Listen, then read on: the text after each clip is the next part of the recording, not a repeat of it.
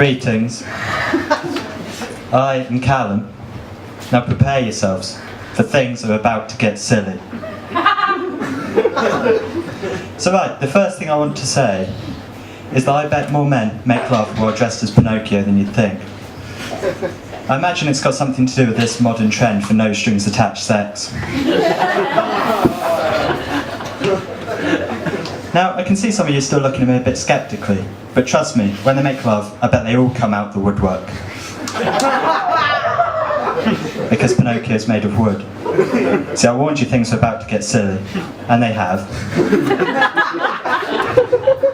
Now, right, as this is a student gig, the next thing I feel I should talk to you about is something that students are quite well known for, and that is binge drinking. Now, the reason I want to talk about it is because my views on binge drinking actually differ from those of most students, because binge drinking disgusts me. Quite frankly, it makes me sick. Which is, of course, how you know if you're doing it. Now, as I just said, I'm a student. Now, it may come as a surprise for you to learn that I study maths. Then again, it may not. Now, I know most people don't immediately associate maths with comedy, and generally that'd be right. But then, in one of my lectures last week, when the lecturer was writing on the board, a girl shouted from the back, "Sir, I can't read that, can you write a bit bigger?" And the lecturer just turned around and said, "My wife always tells me that size doesn't matter." And then turned back to the board and carried on writing exactly the same size as before. Now, I thought this was brilliant, and I had to applaud the lecturer for it. But it was quite awkward. I was the only person clapping in the whole lecture theatre. And I believe his joke deserved more.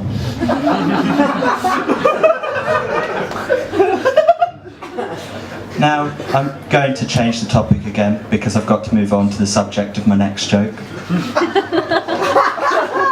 And the next thing I want to talk to you about is the state of our roads. Because I believe they can be a real mess, especially in the early hours of the morning, after people have been out drinking all night, but no one has had a chance to clean up. So, it was like I was walking to one of my 9 AM lectures last week, and I came across some human faeces just right in the middle of the pavement. And it was terrible, because you could tell it was human faeces, not dog faeces, by the smell, the texture, the taste. But the worrying thing is, that probably isn't the worst thing I've ever come across on the pavement. The worst thing I've ever come across was 3 used condoms just right in the middle of the pavement.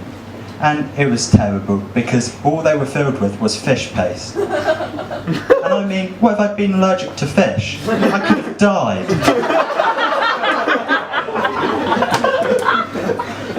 Now, let that joke wash over you a bit, and consider its subtleties.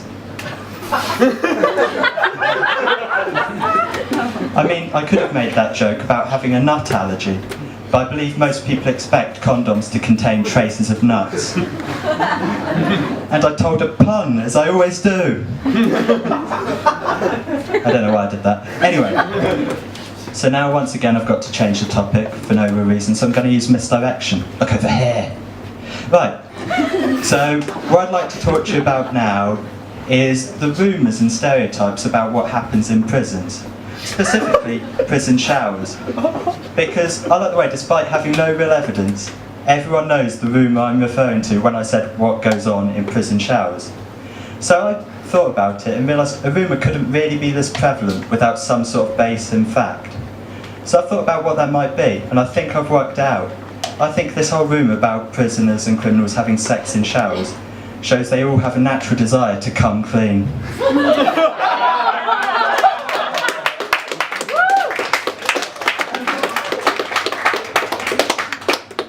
But I thought about it some more, and I don't think that's the full story. I believe because prison blocks are generally separated by gender, it does also show a lot of criminals have no desire of going straight. Double pun, I earn 50 bonus points that I award myself. Right. The final thing I want to talk to you about is a dream I had a couple of nights ago. Now, I know it's generally considered a bit of a social faux pas to tell other people about your dreams. but then again, I'm not very good with human social interactions. So, we're just going to see, because I might not be telling you about one of my dreams at all. This might, in fact, be a clever and surreal build-up to a joke. Crazy, I know, but stick with it and see where this goes. So as I was saying, Southampton, I've had a dream, and in this dream, the Queen does battle with her evil clone in what can only be described as a truly royal rumble. Now, this fight takes place outside the gates of Buckingham Palace, and it draws a bit of a crowd because the Queen is fighting her evil clone. A crowd will gather. And then someone shouts from the back of the crowd, "Oi, you two, stamp it out," because the Queen's on stamps. But he is ignored and the fight continues raging, until eventually the Queen's clone lands quite a good attack on her true counterpart, and she feels compelled to compliment her clone, and the true Queen says, "Wow, that attack was mint." Now, the Queen's clone, noticing that this is a joke because royal mint, immediately responds, "Wow, I'm coining that phrase because the Queen's on coins." To which the Queen's clone then responds, "Noted, because the Queen is also on notes." Are you keeping up? Because this is mental, so you've got to pay attention and stop looking at your phone. Right.